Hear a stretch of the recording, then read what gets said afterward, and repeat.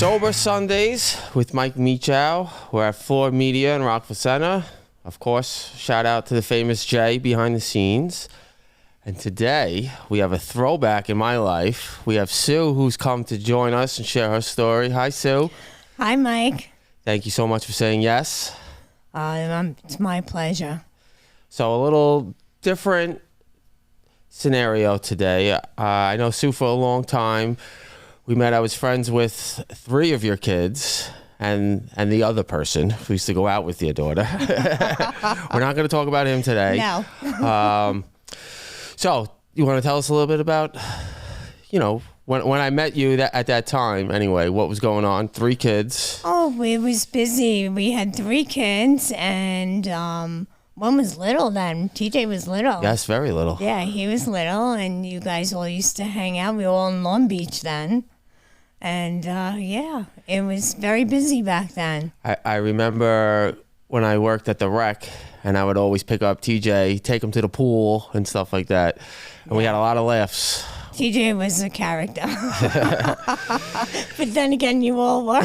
Yes. You were like the mother that cared, that knew what was going on, but cared. Yes, yeah. I would do anything for any one of you. So years later, I've just was so shocked to hear what I heard. First about TJ. Yeah, it started with TJ. And, he was 17. And I got the worst phone call in my life that Saturday morning. I'll never forget it. On my way to work. Actually, I was at work. And I got the phone call. And he had passed away. And it was rough. So did you have concerns prior to this? Yes. My son, we put him in the outreach program in Brentwood when he was young. And he completed it. He did well. I moved him away, and he was doing well. But then I started to see he started dating this girl. And you know me, Mike. All in the business. I started to get like these feelings, and my feelings were correct. So she passed away first? Yes, she did. She actually passed away in my house. It was the most scariest thing I've ever gone through. Yeah. How old was she? Tiana he was 17. She was 20, I believe she was. Yeah, she was young too. So that shook everybody. Yeah. So what happened with TJ?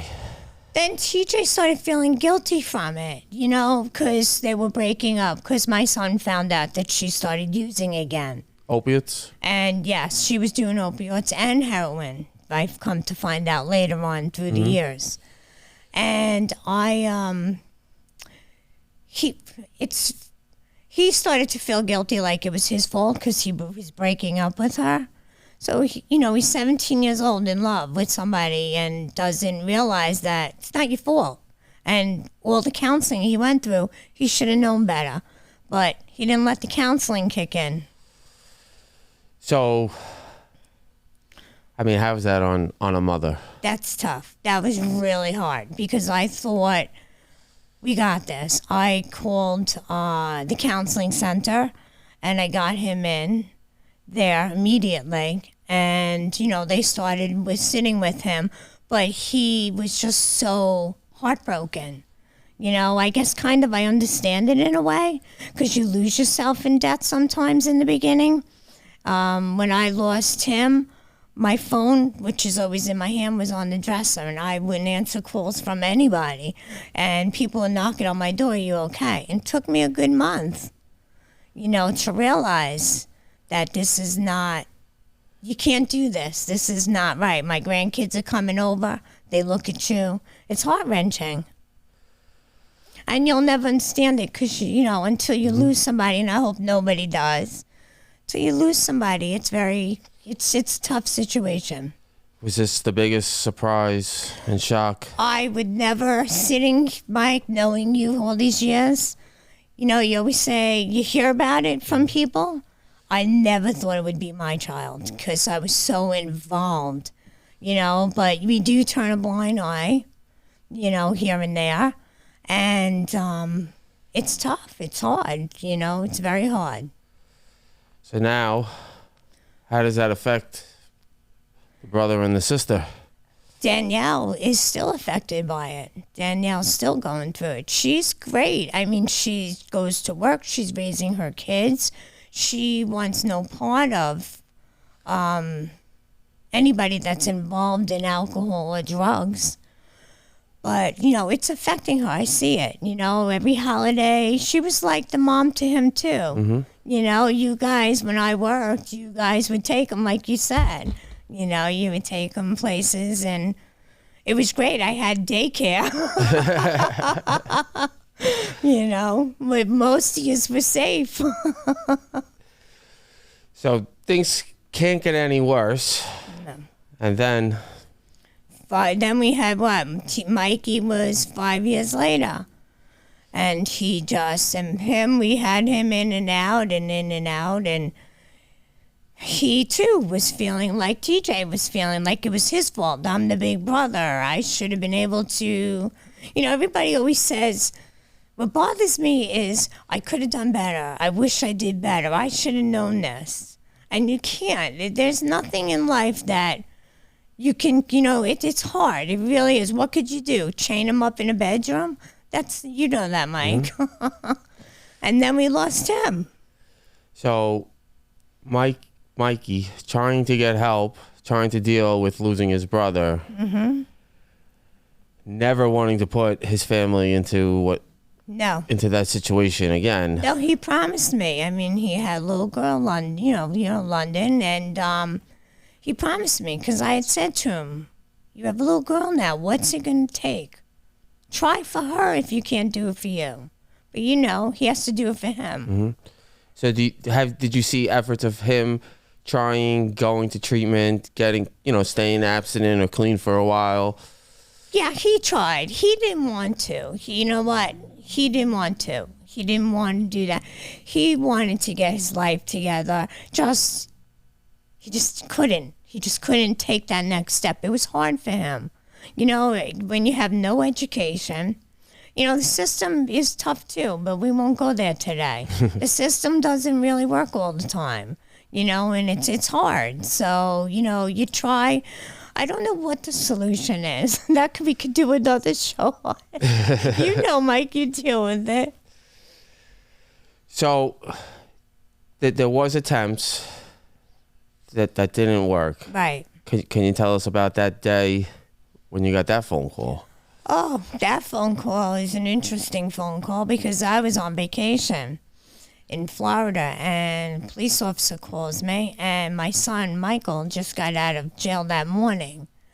He had gotten a DWI, and he was doing 30 days, so he was clean. And he got out that morning, and I didn't think anything of it. I spoke with him. A few hours later, my daughter calls me with Mechow, and they're like, "Mom, have you heard from Mikey?" And I'm like, "Yeah, I did. I'm on vacation, so hours are going." And I said, "Yeah, I heard from him. He seemed good." Well, he was supposed to come for his daughter. We were silent. I'm like, "All right, well, somebody go by the house." And then I get a phone call from an unknown number. It was an officer, and he said, "You with somebody, and your son passed away." And I thought, what I thought was he got rearrested. That was what was in my head. You never think it's going to go to there, even though you just went through it. So, yeah, I've been through a lot, Mike. Worst call, and you received it twice. Yeah, twice. And I had to drive in an airplane on the way home. That was horrible. Horrible. Sitting there trying to just want to get home because I have my daughter screaming, "Mom, I need you. Can you get here?" And you're hours away. It was tough. It's a tough. Could you imagine years ago when this started that this is how it would end? No, not at all. Because my experience is no one ever thinks they're gonna be the one to overdose or they're be the one to lose a kid or. Yeah. No, I would never have thought this would ever happen to them or me. Yeah, I really thought that, we had this under control And, we couldn't happen. I mean, look, I have Danielle. She's an angel. Now she is. Yeah. Well, Yeah, it's tough, Mike. Losing a child is very hard. And, I saw his girlfriend and then my 2 children. And then I get people saying, well, how do you move on? And I'm like, well, I have to. I mean, as a mom, I feel to myself, I did everything I could. I mean, you saw how I was, Mike. I did. I tried my best. I put my best foot forward. And with addiction, I don't have to explain it. There's only 2 roads you can go down, There's no other way. I mean, 3 roads. You can either get yourself together and get sober. And, every day's a struggle for you guys. And I know this. And that's why I'm so proud of you, Mike. I am. But, from a mom standpoint, it's hard. It's hard. We don't realize that, Mike, my sons, they didn't want to hurt me. No, we were close. We were close. I could tell you stories when they passed away. So that with TJ, I could tell you a story. Your hair will stand up on your mom. I mean, that's how close we were.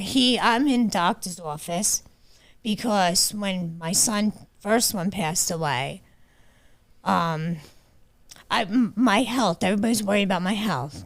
Because as you know, I had cancer too. Mm-hmm.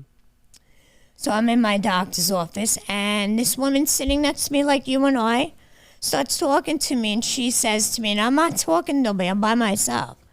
She says, you just lost somebody. So, me, Mike, I'm like, everybody loses somebody. Where are you going with this? She's like, no, she goes, somebody's sitting here with me trying to tell you something. So I wouldn't engage because I'm thinking this woman's just crazy. She's trying to do, I don't know what. And she says to me, she says things about Thomas that I don't know how she would know that. The only one that would know that is him. And I still wouldn't engage. And this is not the first time it happened to me. So things have happened that I guess warmed my heart in a way. Mm-hmm. And that's why I'm able to sit here with you and not be full of tears and crying. I find strength. I have to find strength to go on. I have my grandkids. I have people like you. I have to be here. There's a reason for me. Well, there's got to be so many parents out there, or whatever, wives, husbands, who... Unfortunately, there are too many people that are losing their children. It should be the other way around. I should get sick and I should be the one to die. Or you grow old and then they die. That's how life's supposed to be. So have you found a reason why it's happened this way, or... No, I don't. I really can't. I'm still trying to figure out why, and I don't think any of us will know until we're up there. I think that's going to be, and I don't want to find out yet. Mm-hmm. I'm too young. I got a lot to do. So now you're raising grandkids. Yeah, I have how many I got now? 8. Wow. Yeah, 8.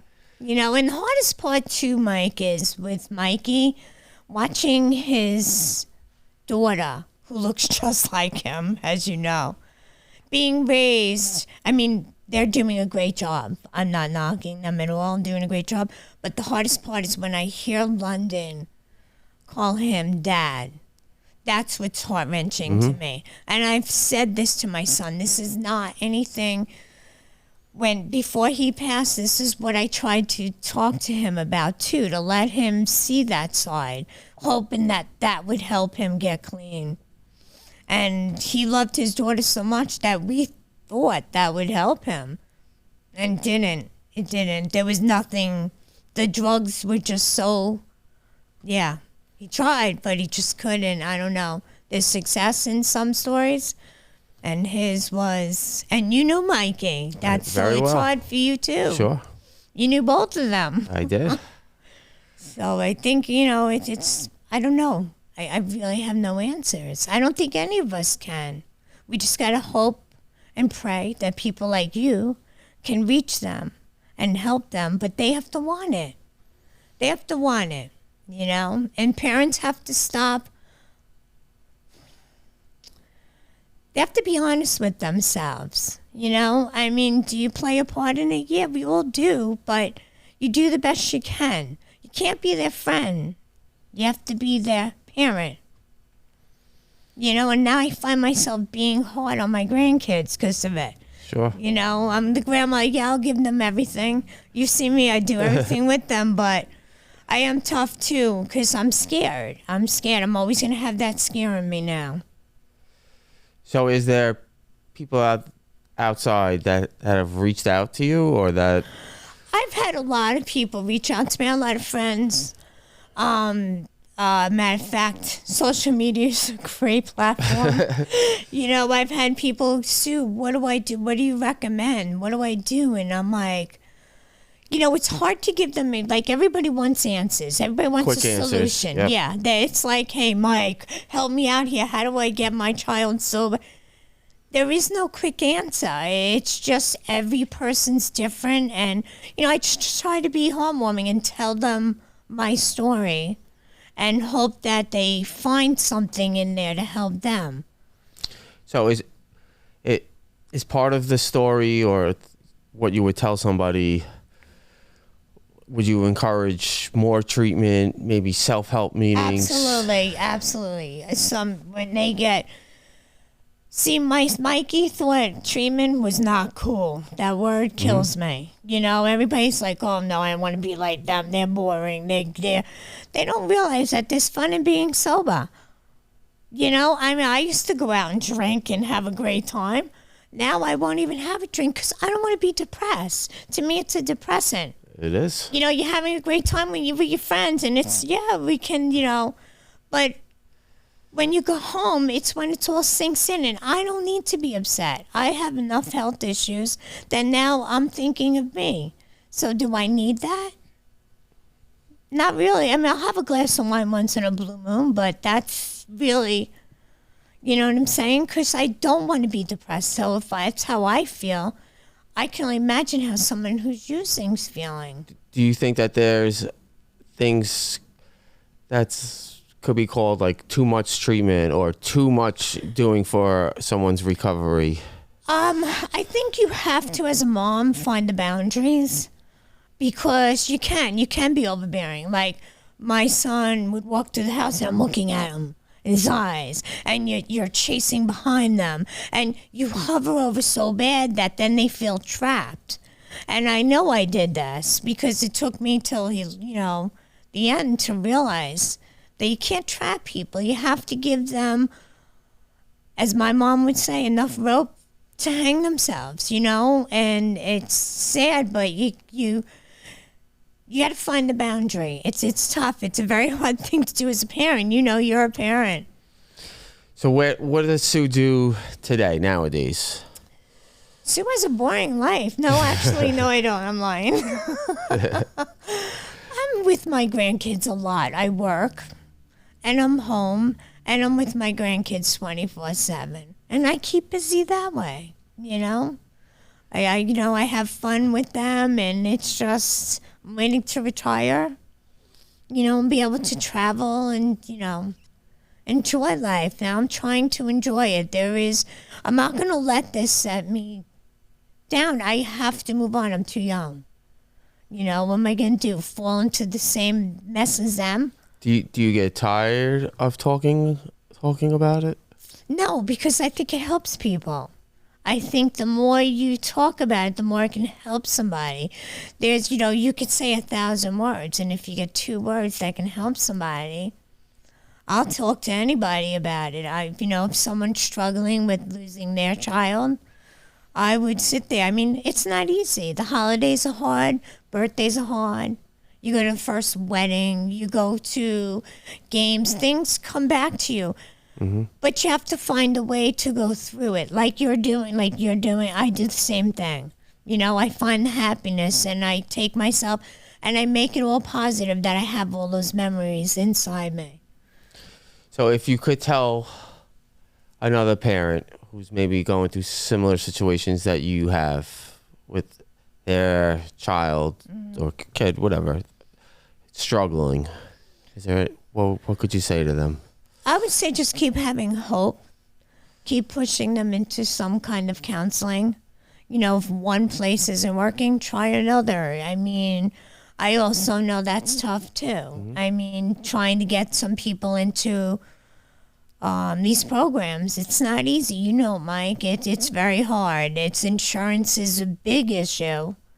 And until we start figuring that part of it out, just have hope. Just keep hoping. And are you supportive of the treatment providers out there, including the family in the patient's treatment? Absolutely. I think that you really need it. You need it to. That's why I have no guilt. That's why I can sit here with no guilt, Mike. I really can say I have no guilt.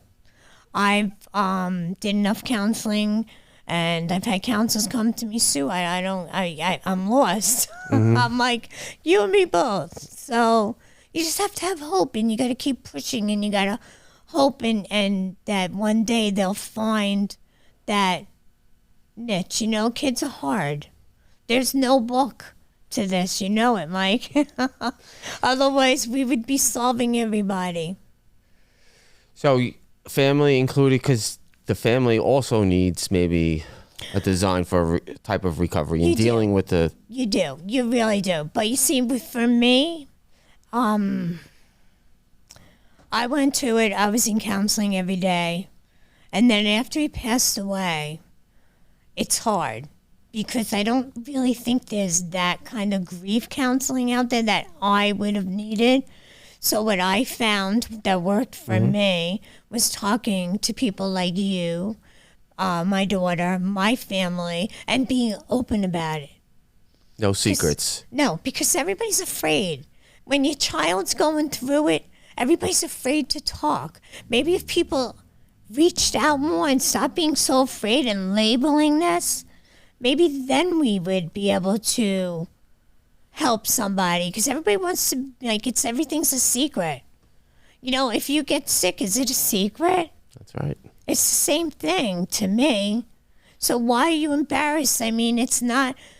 People turn to drugs for many different reasons. So why are we being so secretive as to what's going on? I love that. Right? This is a disease. It's no different than other diseases, except for the impact that it has on the family, right? If somebody has a disease, the family's usually supportive. But with the addiction and the alcoholism it becomes a different stigma, and it's terrible. I think that we should be honest, and I think the more people are honest, that's the way we can try to help them. You know, you can't be, not my child. Because you never know. You don't know. I knew cops. I knew lawyers. I knew people and high politicians. I know so many people that are going through it or have lost their child like me. And I didn't know this till I went through it myself when people reached to me. And I think that's what helped me, was knowing, wow. You're not alone. Yeah, I am not alone. I didn't cause this. I didn't... You know, and I know this. I know I didn't. So you're at peace with somewhat. You know, I am at peace. I have to say, one day I will see both of them, and they're going to have to explain all this. And that's not going to be a good one, Mike. They're going to be afraid. So if you could have a change out there or something in the future, anything that comes to mind? I really wish that it's so hard because I don't know where to begin with it. I just feel that we don't put enough resources into recovery. I just feel that they make it impossible. The state, everybody, there's too many hands involved in it. And I think if we opened it up more and people would understand more of what it's like to get somebody help, because that's it too. People give up when they're trying to wait for a bed because, a program doesn't have a bed. I mean, I've been there. And now you're sitting there as a parent. Oh, he's willing to go, but now how do we get my child? The window's open a little bit. Yeah. And then it closes. Yeah, and that's not helpful. And then also too, yourself. The programs are limited. There's not as many. So it's tough. It's hard. It really is hard. It's really hard. So that would be an issue I would love to see resolved, where they open up more rehabs and give them more funding so that parents don't have to go through this when your child said, okay, Mom, all right, I'm going to go. I'm going to try. It starts there. And if you can't find somewhere, what do, Mike? You go home and you got to worry and watch this go on till they open a bed. And then the best thing is that they have to have it in their system. So you have to kind of I feel like you got to condone it to get them in there. And I don't want to condone it. Mm-hmm. So it's really, it's tough. It will, Could you ever see yourself speaking at some of these treatment places, or? I would help anybody. If somebody called me like you just did, Mike, and you were like, I know we were supposed to do this 3 weeks ago. But if you had asked me, I would help anybody. I would talk, I would help anybody. Yes, I would. That's great, Sue. Yeah, well, you know what? You have to start somewhere, and if I can help make a difference and help somebody, I'm here. I would help anybody. You say the word, I'm there. Wow. Well, thank you, Sue. Anytime, Mike. You want to say anything else? No, I'm actually, you know what? I'm very proud of you. Thank you. And people like you is what makes me as a parent. It gives me, okay, how can I say this? Losing a child is sad enough, but when you see stories of success, you know that there is hope out there. Because I feel like you're one of my kids too. Your kids' friends and, people's friends. So, yeah, it's very warming to see that you can have positive out of negative. Yeah, there's a lot of negative. Yeah. Unfortunately, we're in a world today that... But there's a lot of positives too. There's positive, and we have to stay positive. And people like us, I guess if you keep positive, you stay positive. Yeah. Well, thank you so much, Sue. Oh, anytime, Mike. I enjoy it. And if anybody wants to speak to Sue, they can reach out to Sue. We'll give that information out. And if anybody's looking for additional help, SoberSundayPodcast.com. And thank you so much. Oh, Mike, anytime. My pleasure. I enjoy this.